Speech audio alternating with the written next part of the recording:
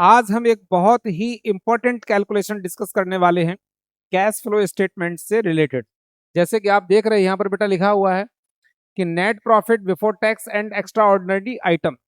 तो cash flow statement में operating activity का सबसे पहला हेडिंग बेटा यही होता है कि हमें net profit before tax and extra ordinary item का कैलकुलेशन करना होता है। ठीक है, तो देखो इसमें क्या करना है बेटा, difference between closing balance and opening balance. यानी अगर आपके सामने एक क्वेश्चन आया है जिसमें 2024 और 2025 की बैलेंस शीट दी हुई है, तो दोनों का जो सरप्लस क्वेश्चन में गिवन है बैलेंस शीट में उसका डिफरेंस ले लो। मान लीजिए 2024 का 2 लाख रुपए है, 2025 का सपोज 3 लाख रुपए दिया हुआ है, दोनों का डिफरेंस 1 लाख रुपए ले लिया बेटा, वो आपका यहाँ पे आ जाएगा।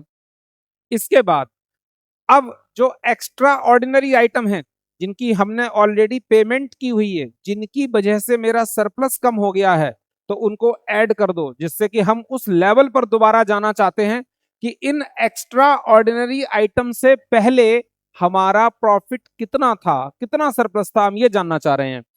तो क्या क्या ऐड करना है? Dividend paid during the year. Dividend कौन सा? इक्विटी शेयर और प्रेफरेंस शेयर दोनों का, जो भी आपके क्वेश्चन में गिवन हो। इक्विटी दिया है तो उसका ऐड करो, प्रेफरेंस दिया तो उसका ऐड करिए, दोनों दिए हैं तो दोनों को ऐड करिए। Interim dividend paid during the year, अगर साल के बीच में कोई डिविडेंड दिया गया बेटा इंटरिम डिविडेंड, तो उसको ऐड करिए। Transfer to reserve during the year, जो रिजर्व बनाया गया है, तो रिजर्व कहां से बनता है बेटा? सरप्लस से बनता है। सरप्लस से पैसे निकाले, रिजर्व में डाल दिए, तो उसको ऐड बैक करिए। Provision for tax made during the year, तो जो टैक्स प्रोविजन बनाया गया बेटा उसको भी ऐड करिए। और extraordinary item debited as expense to statement of PL, तो प्रॉफिट एंड लॉस अकाउंट के डेबिट में कुछ एक्स्ट्रा ऑर्डिनरी आइटम डाले गए, जैसे सपोज करिए लॉस बाई फायर है, एक्सीडेंट है, थेफ्ट है, डैमेज है। ठीक है, ऐसे कुछ लॉसेस पीएल के डेबिट में डाले गए हैं, तो बेटा जी उन लॉसेस को भी दोबारा से ऐड करिए कि अगर ये नहीं हुए होते तो मेरा सरप्लस कितना था, हम ये जानना चाह रहे हैं। अब ये तो ऐड हो गए, अब बेटा जी कुछ आइटम लेस भी करने हैं जो हमने अपने सरप्लस में ऑलरेडी पहले ऐड कर रखे हैं, जिन्हें बेसिकली ऐड नहीं करना चाहिए था।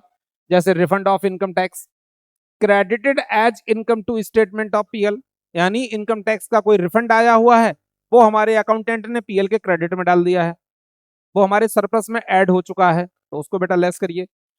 Extra ordinary item credited as income, कोई एक्स्ट्रा ऑर्डिनरी इनकम, जैसे सपोज करिए बेटा हमें गवर्नमेंट ग्रांट मिल गई जो बार बार नहीं मिलती है, हमें कहीं से कोई गिफ्ट मिला है, तो ये हमारी एक्स्ट्रा ऑर्डिनरी इनकम है जो हमारी बिजनेस एक्टिविटी का पार्ट नहीं है। तो हम वो सरप्लस जानना चाह रहे हैं जो हमारी बिजनेस एक्टिविटी से बेसिकली अर्न किया गया है। तो अगर आपने ये एक्स्ट्रा ऑर्डिनरी इनकम ऐड कर रखी है तो बेटा जी इसको भी आप लेस करिए। इतना करते ही फिर आपका नीचे जो बैलेंस निकलेगा, net profit before tax and extra ordinary item, तो एग्जाम के लिए very very important, super important. तो बेटा जी इसको अच्छे से तैयार करके एग्जाम में जाइए,